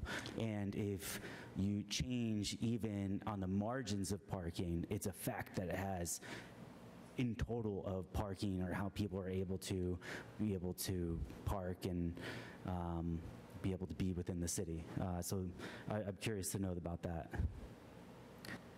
Councilor Smith. Thank you, President Merkel. In terms of the amendment that is on the table right now, this would help not disrupt the ecosystem as much by making sure that there are not these 4 addresses. And so that's, I'd like to call for a vote on the amendment.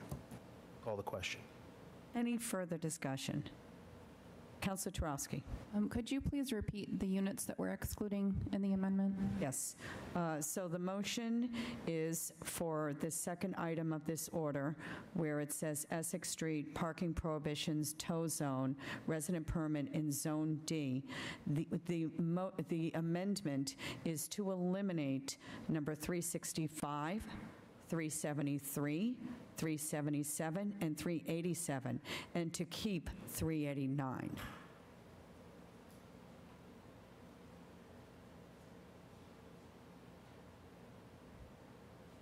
Councilor Hapworth. Thank you, Madam President. I'll of course follow the ward councilor's lead on these. Would encourage this, if we were doing first passage, I would encourage this go to committee to have these conversations. I think we've already discussed this at length here in this meeting. I'm not sure that I'm fully understanding why these were initially in here and now they're being pulled out. If it's just through direct conversations with the ward councilor, if there's recommendations from the traffic and parking director, I think that I'm happy to follow the ward councilor's lead. I just want to make sure that I fully understand what we're doing here. I think that a first passage and a conversation in committee would make sense here for all of us. But I am not making that motion. Okay, so that was just my question for clarity. Okay, so it's not making a motion. So we are still under discussion for the proposed amendment. Councilor King. Thank you. I was trying to do a point of order. The motion on the table is just the amendment, and if it was later going to go either for first approval or to committee, we can talk about additional edits and additional conversation, but I think it's getting muddled because the order on the table is just the amendment, and then we can talk about that stuff later. Agreed. Thank you. Councilor Prosnewski. Thank you, President Merkel. Echoing Councilor Hapworth's concerns with this, there is a lot here, and there's even more coming up over here. There is absolutely no doubt in my mind that Councilor Smith has spent a lot of time doing his homework on this, and he knows a lot more about this than we all do over here. He lives in that area. This impacts him directly, and I'm sure that he is representing his constituents very, very well on this. But there is a lot here. I think my biggest issue is listening to some of the legality about us and the ordinance changes and whether or not we are breaking the rules by changing the ordinance, by going against the ordinance. And I know that there are some examples over here of where it was done before. However, that doesn't mean that we should continue violating ordinance. So I'm a little muddled on this. I like it. I just want to make sure that we are on legal standing, that we're on good grounds with our city solicitor, and that's basically it. Thank you. Thank you. Councilor Varela. Thank you, President Merkel. So I've been a part of these conversations for years as well. Concerning, just a point of clarification for our city solicitor's recommendation on this, the city solicitor has weighed in on this, and there's no indication that we can add certain numbers to certain zones legally. There's nothing saying that we can't do that. We have the flexibility to do that, and I think it's really important that we do identify if there's neighbors and residents that need parking, that we're flexible and we accommodate to that. That's our job here, is to make sure that we accommodate residents when we need to. When it comes to how our ordinances are written with traffic, there is flexibility there, and that's what we're exercising here tonight. Thank you. Thank you. Councilor Jarofsky. Thank you, President Merkel. I also did want to point out that I believe this initial meeting was held in January, the Transportation Commission. Since then, there have been formalized resident permit parking guidelines developed that are slightly different from what were in effect when this was first proposed.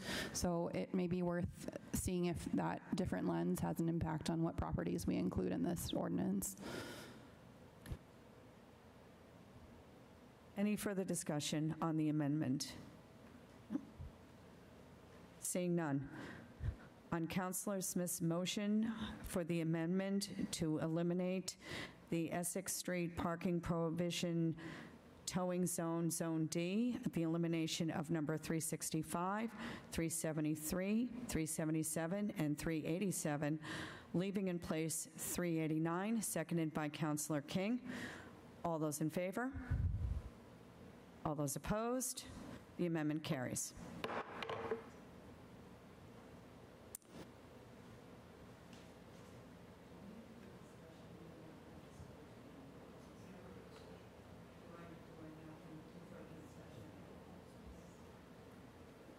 on Councilor Smith's motion for adoption as amended. Under discussion. Councilor Smith. Thank you, President Merkel. Just to address some of the things now that we're back on the main question.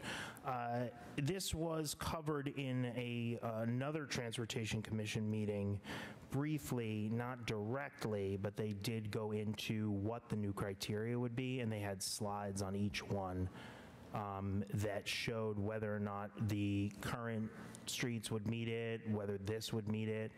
I don't have that in front of me, unfortunately. I can go back to it. I'm almost certain that I believe at least one of the ones we have tonight may not have been, but part of that is, why we're taking this out, but I'd have to go look. Because I know that most of them would have been covered and would have been fine, but I'd have to, again, go back and check. In terms of the legality of this, I'll just address that again. I mean, it does say in the ordinance that the motor vehicle has to be owned by a resident domiciliary of, domiciliary, I set myself up for that, City of Salem, and registered to, the resident has to reside in one of the zones aforementioned, these do, in these streets herein after mentioned. So they just have to reside in whatever streets or numbers are listed below. If we only allowed people to enter the resident parking program who had parking immediately in front of their home, this would exclude many one-way streets where only one side has parking and both sides have houses, and we don't do that. In my neighborhood, north side of River Street comes to mind. That would be excluded from parking. Parts of Federal Street, where there's no parking allowed, there still are homes, parts of Essex Street. So it does allow us to add any resident to this ordinance, and then they become part of the system, part of the program, and can obtain a permit. The solicitor weighed in on this and gave a very clear answer, and I'm unsure as to why we're still talking about this. It's taken months to simply add a couple of vehicles. You heard from residents who have a real hardship here. They live in the neighborhood. These are not people that have just, just don't live anywhere nearby and want to come in and park. They live in the neighborhood and they're looking for neighborhood parking. They're a resident, they're looking for resident parking. To say, no, doors closed, sorry, can't come in the gated community, shut the gates, I think is offensive. It's ridiculous. It's not Salem. Thank you. Councilor King. Thank you, President Merkel. I do want to start by thanking the Ward 2 councilor for all of his work and research. I know that Councilor Smith does probably some of the most constituent services in this room, to be frank. Talks to a lot of constituents, so I really appreciate all that work. I will say there is precedent for how this council has voted on things in the past, in my time in this, this chamber, where we do a first passage and then continue to double check any outstanding questions, anything with legality, anything with looking at any decisions made by the Transportation Commission in the interim 2 weeks until the next council meeting. And then, of course, at that point we could choose to make changes or send it to committee. So this is not the end-all be-all. I also, to the point about the library and Grace Church having parking, the library has really ramped up their programming, and it's fantastic, and people do need to be able to access that. And Grace Church is one of the few really affordable meeting spaces that events can happen at in that neighborhood. So there is a real need for these types of spaces to have some parking in Salem. So it's great that these neighbors are trying to be cognizant of the fantastic community spaces that are being provided. And I will just note, because we had a meeting, one of the parking meetings many weeks ago now, and it became clear to us at that meeting that anyone who has a resident parking pass anywhere in Salem, so like half of Ward 5, can go park on resident-only parking streets in other zones, and they will not ticket them, which means that the Ward 5 residents currently have more access to these streets than these actual neighbors in the neighborhood. So just a thought. Councilor Jalapa. Thank you, President Merkel. I'm going to echo and maybe slightly pivot off of what the Ward 5 councilor was saying, so this is not me putting words in her mouth. But I would appreciate some consideration. So I think it's reasonable to say that let's pass this first passage tonight, and I would challenge anyone that is concerned about this to find something specific that would validate a reason to send this to committee.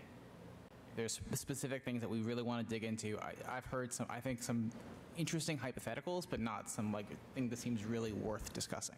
So that would be my proposal for consideration to the council. Thank you. Any further discussion? Seeing none. On Councilor Smith's motion for adoption for first passage as amended, an ordinance relative to parking prohibitions on Essex Street. All those in favor? All those opposed? The matter carries. Further motions, orders, and resolutions. Councilor Smith. Year 2026 ordinance relative to traffic, be it ordained by the City Council, City of Salem as follows. Section 1, Section 17A, schedule of fines, penalties of Article 1 be amended by repealing the following: $150 fine, standing bus or tour bus engine running. 11, and inserting the following: $100 fine, standing bus or tour bus engine running. $300 fine, standing bus or tour bus engine running for each succeeding offense. Section 2, this ordinance shall take effect as provided by the city charter. I move for adoption for first passage. Councilor Smith moves for adoption for first passage. Under discussion, Councilor Smith. Thank you, President Merkel. When we went through this, the tour bus idling, we overstepped a little bit. The state does cap the amount that we can charge for idling at $100. However, it also has a provision for each succeeding offense up to $500. So I would invite more discussion on where we place the succeeding offense. I picked something right in the middle, but I'm happy to entertain a motion on an amendment on that. Thank you. Thank you. Any further discussion? Seeing none, on Councilor Smith's motion for adoption for first passage, an ordinance relative to bus parking fines for idling. All those in favor? All those opposed? The matter carries. I now call for a 3-minute recess. So I move for a 3-minute recess. Second. Thank you. Any objections? Seeing none, we'll be back shortly. Thank you.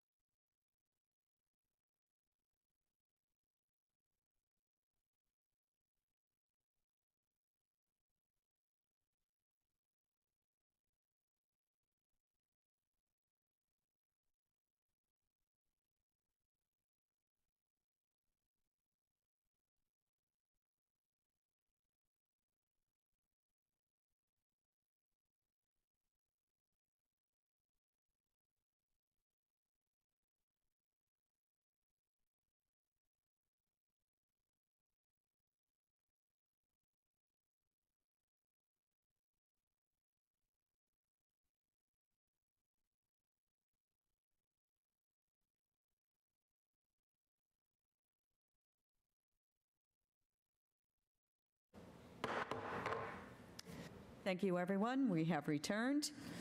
Further motions, orders, and resolutions. Councilor Smith. Thank you, President Merkel. In the year 2026, an ordinance relative to traffic, Chapter 42, Section 75, parking prohibitions, towing zone, resident permit. Be it ordained that the City Council of the City of Salem as follows, by the City Council of the City of Salem as follows. Section 1, Section 75 of Article 5A be amended by inserting the following: North Street, parking prohibitions, towing zone, resident permit, Zone C, number 27 North Street, Units 4 and 6 only, to be included to obtain resident parking permits. Only one permit is to be issued per dwelling unit as defined in Section 10 of the city's zoning ordinance. No visitor passes shall be issued.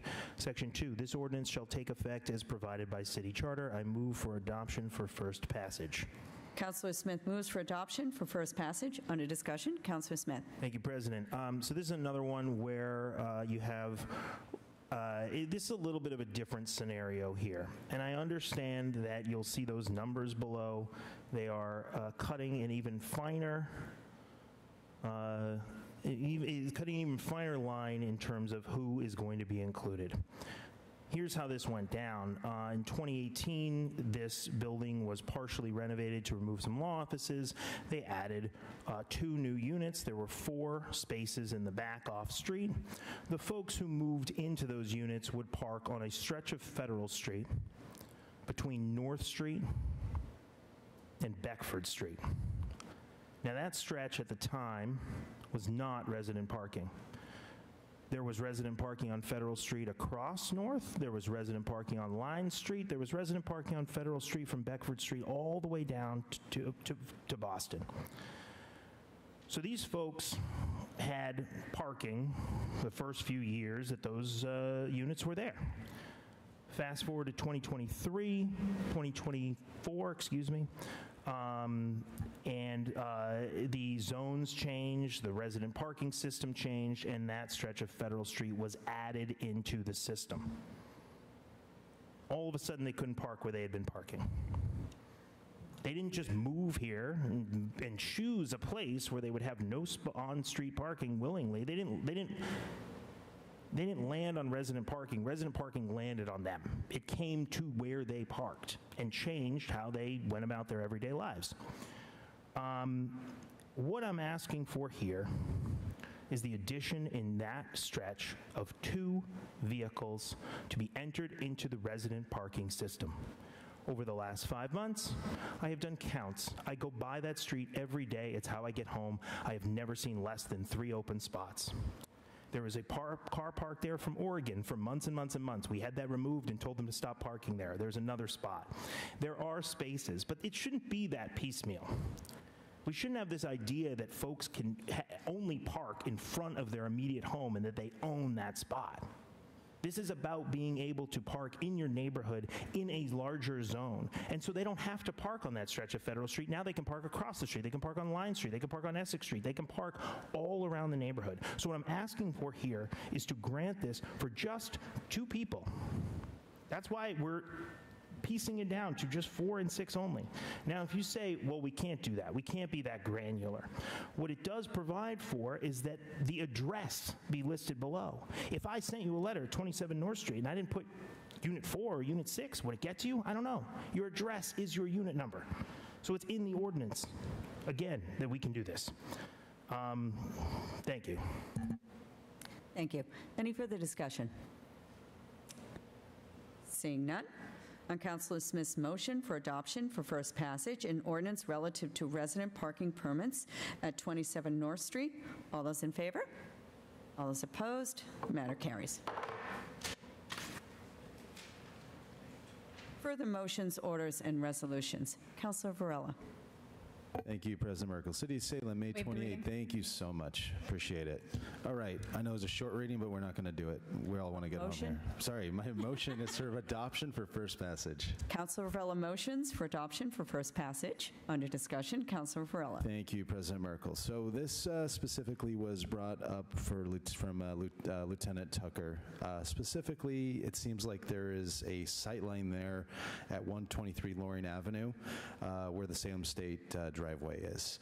I think this is okay. The reason being, 123 Loring Avenue has 4 parking spots adjacent to the Enterprise Center's parking lot. So Lieutenant Tucker and our traffic parking director, Kucharski, have addressed this with the residents, and we're doing this because of safety. So I appreciate your advocacy on this, but this is a small little change. Thank you so much. Thank you. Any further discussion? Seeing none, on Council Verla's motion for adoption for first passage, an ordinance relative to a no parking tow zone at 123 Loring Avenue. All those in favor? All those opposed? The matter carries. Further motions, orders, and resolutions. Councilor King. In the year... Waive the reading. Thank you. I move for adoption for first passage. Councilor King moves for adoption for first passage. Under discussion, Councilor King.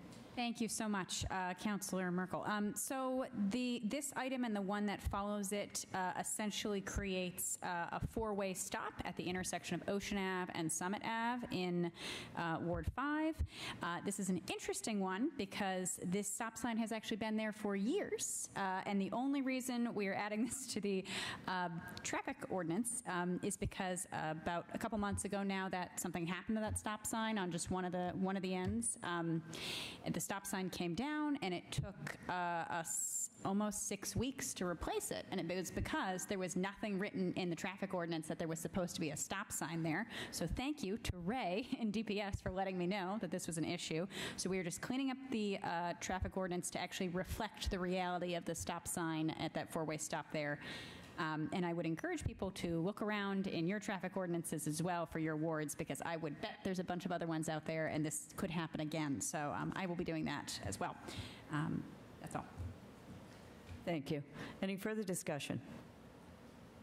Seeing none, on Councilor King's motion for adoption for first passage, an ordinance relative to stop signs on Ocean Avenue. All those in favor? All those opposed? The matter carries. Further motions, orders, and resolutions. Councilor King. In the year 2020... Thank you. I move for adoption for first passage. Councilor King moves for adoption for first passage. Under discussion, Councilor King. Thank you. This is the same thing that I just said, but it's for the Summit Ave portion of the 4-way stop. Thank you. Any further discussion? Seeing none, on Councilor King's motion for adoption for first passage, an ordinance relative to stop signs on Summit Avenue. All those in favor? All those opposed? The matter carries. Are there any additional motions, orders, and resolutions? Nope. Seeing none, committee reports, and Councilor Hapworth, could you please take the podium?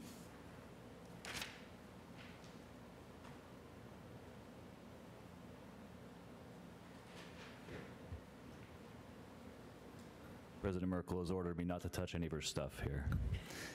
Committee reports. Councilor Merkel. Thank you, Councilor Hapworth. City of Salem and City Council, May 28th, 2026. The Committee of the Whole, to whom it was referred the matter of meeting with the South Essex Sewer District for a presentation to the City Council regarding the SESD operating and capital needs, has considered said matter and would recommend that we received and filed the presentation and that the matter remain in committee. On acceptance of the report, all those in favor? Any opposed? Matter carries. On the recommendation under discussion, on the recommendation under discussion, Councilor Merkel. Thank you, Councilor Hapworth. We met and received a presentation from the South Essex Sewer District located on Fort Ave that operates the wastewater treatment facility for Salem, Marblehead, Beverly, Danvers, Peabody, and actually some portions of additional towns as well. The presentation discussed their capital needs, upgrades, and infrastructure needs for the next 2 decades, and how they are asking the General Court for legislative approval to override Proposition 2.5 limitations. They asked for our support in asking for the state for this override, and later submitted to us a resolution to consider for that support. That was also introduced on tonight's agenda earlier by Councilor Hapworth, who spoke to it as well. Expressed at our meeting was the ongoing concern about the amount that we have been paid as the host city for the facility, namely the pilot, which Councilor Hepworth had referenced as well, and that we have been receiving for decades in the amount of $500,000 per year, with no accounting for inflation. Also expressed was the frustration with SESD's refusal to revisit this agreement. Thank you. Any further discussion? Seeing none, on the recommendation this report be received and filed and remain in committee, all those in favor? Any opposed? Matter carries.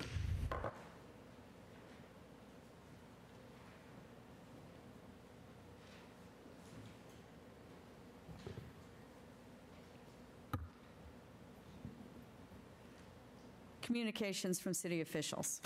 With the following order submitted by Paul Finlan of the Executive Director for the Salem Contributory Retirement System for an order approving an increase of the cost of living adjustment base to $20,000 pursuant to Mass General Law, Chapter 32, Section 103J. For the record, Councilors Flynn and Councilor Kwasniewski have recused themselves. Councilor Turoski. Thank you, President Merkel. I move for adoption by roll call vote. Councilor Turoski moves for adoption by roll call vote. Under discussion, Councilor Turoski. Thank you, President Merkel.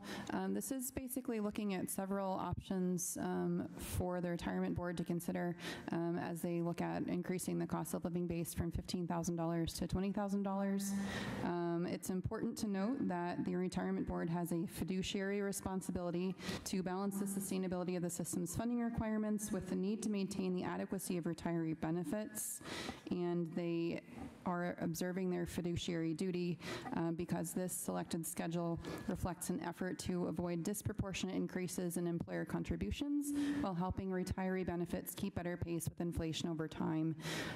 If we are able to account for inflation, then we can avoid surprises later on down the road. The board has voted to adopt Schedule 4, which is a $20,000 cost of living base, and I move for confirmation by roll call vote. Thank you. Any further discussion? Seeing none, on Councilor Turoski's motion for adoption by roll call vote to approve an increase to the COLA base amount to $20,000, Madam City Clerk, please call the roll. Councilor Davis? Yes. Councilor Hepworth? Yes. Councilor Jalapa? Yes. Councilor King? Yes. Councilor Smith? Yes. Councilor Sidoriak? Yes. Councilor Turoski? Yes. Councilor Varela? Yes. And Councilor Merkel. Yes.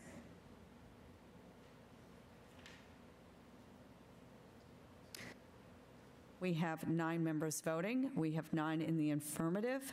I'll remind you that we have 2 that recuse themselves, none in the negative. The matter carries.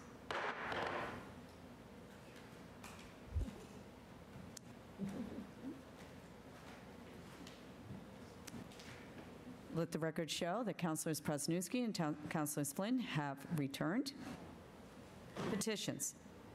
We have a petition from National Grid to install one singly owned pole on Beach Ave and relocate one singly owned pole on Sutton Ave. Hearing ordered on June 11th, 2026.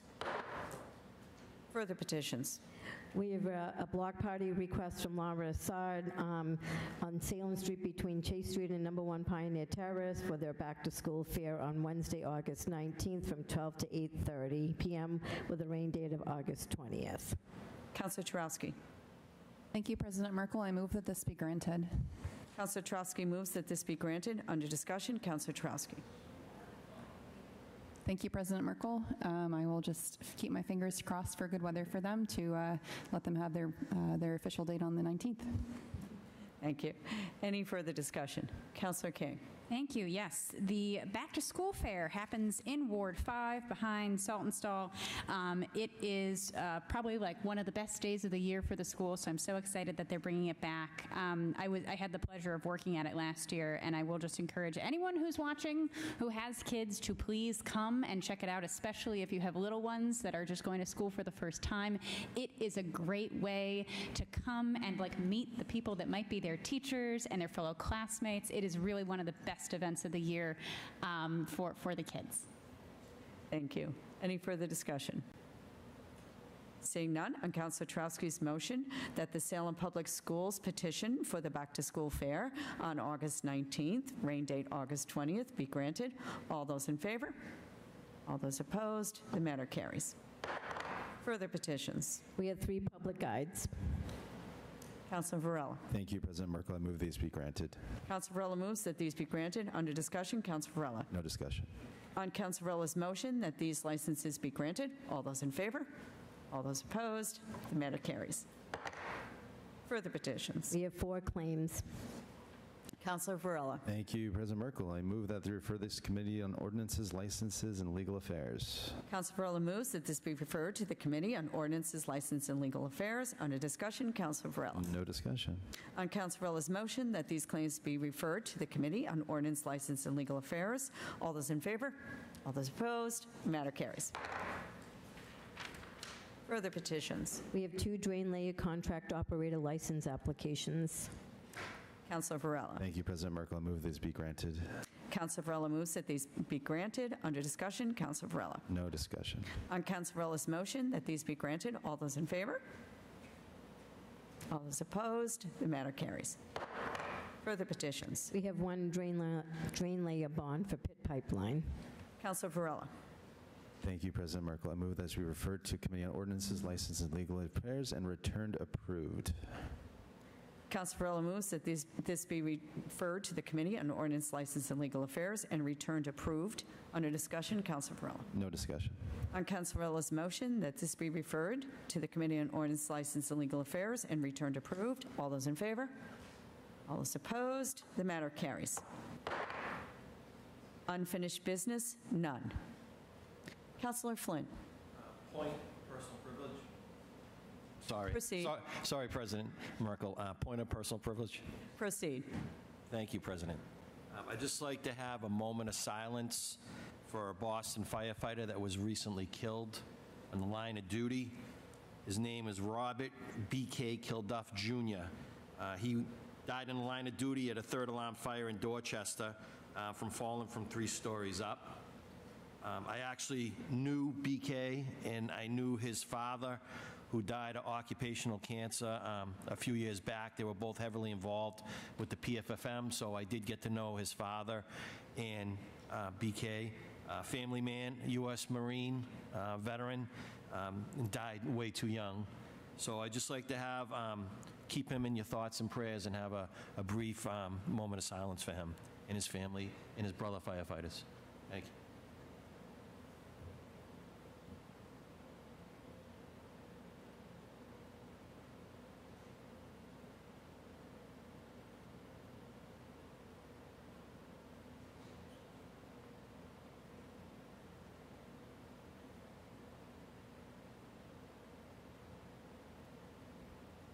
Thank you for that, Councilor Flynn.